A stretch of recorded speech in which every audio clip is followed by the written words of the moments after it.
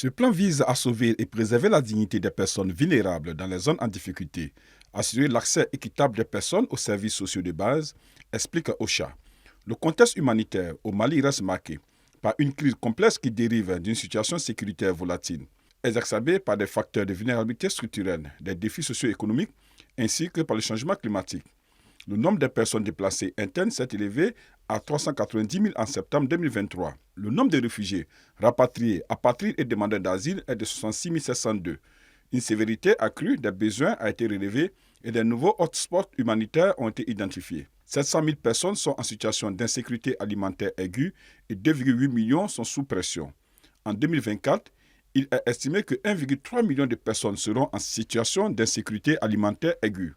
Selon le coordinateur humanitaire pour le Mali, l'année 2024 sera marquée par des besoins accrus d'assistance humanitaire.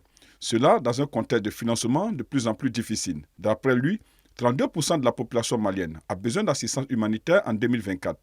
À cet effet, les organisations humanitaires ont besoin de 701,6 millions de dollars pour assister 4,1 millions de personnes. L'analyse intersectorielle effectuée dans le cadre de ce plan couvre donc l'ensemble des besoins. En 2024, à travers ce plan de réponse humanitaire, les partenaires humanitaires recherchent donc 701 millions de dollars pour assister 4,1 millions de personnes au Mali. Le ministre de la Santé et du Développement social a salué la mise en place de ce plan de réponse.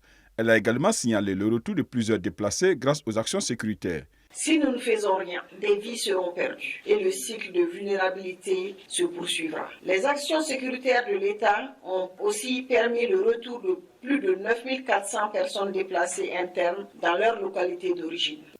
À noter que 2,8 millions de personnes ont pu bénéficier d'assistance sur les 5,7 millions ciblés en 2023, soit un taux de financement de 26,6% mobilisé. Un chiffre jugé l'un des plus bas ces 10 dernières années par les organisations humanitaires. Au même moment, le Fonds des Nations Unies pour l'enfance, UNICEF, annonce que près de 9 millions de personnes seront affectées par l'insécurité alimentaire en 2024, chiffre que le système d'alerte précoce ne partage pas.